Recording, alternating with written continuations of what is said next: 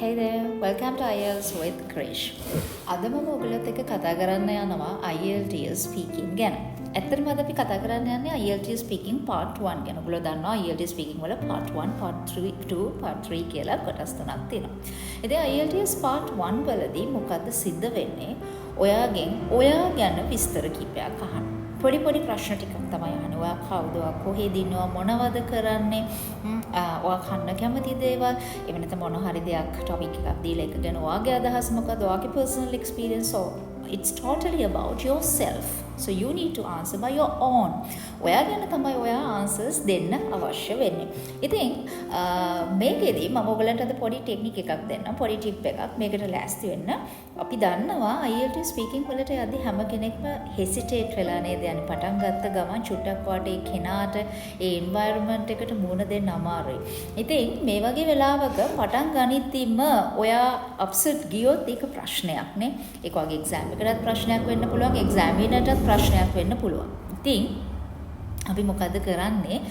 අපිට දැනගන්න හම්බ වුණොත් ඉස්සෙල්ලාම හම්බ වෙන questions දෙක මොනවාද කියලා ඔයාලට හරි ලේසියෙන් මේකට ලෑස්ති වෙන්න පුළුවන්. ඔයා දන්නවද IELTS speaking part 1 වලදී ඉස්සෙල්ලාම ඔයාගෙන් අහන questions දෙකක් තියෙනවා.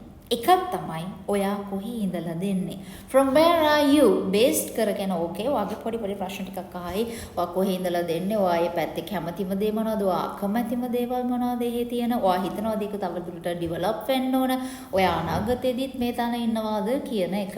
ඊළඟට දෙවෙනි කැටගරි එක, දෙවෙනි question එක තමයි ඔයාගෙන් අහන්න පුළුවන්. ඔයා මොනවද මේ වෙනකොට කරන්නේ? Are you working or studying? මේ දේවල් දෙකෙන් එකක් හෝ මේ දේවල් දෙකම අනිවාර්යෙන් ඔයාගේ IELTS speaking part 1 එකේදී ඔයාගෙන් අහනවා. ඉතින් students ඔයගොල්ලෝන්ට පුළුවන් නම් ලෑස්ති වෙලා යන්න මේ දෙකට.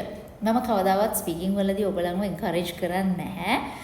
කටපාඩම් කරලා answers ගිහින් කරන්න කියලා. හැබැයි ඔයාලට පුළුවන් නම් මේ දෙකට ලෑස්ති වෙලා යන්න.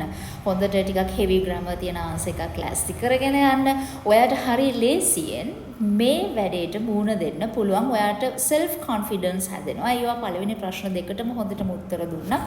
ඉතින් ඔයාලා ඊතුරු ප්‍රශ්න ටික කරගෙන යන්න confidence එකක් මේ දෙකට ලෑස්ති වෙලා ගියාම ලැබෙනවා. සහ ඔයා හොඳ impression එකක් ඔයාගේ examinate first two questions වලදීම දෙනවා.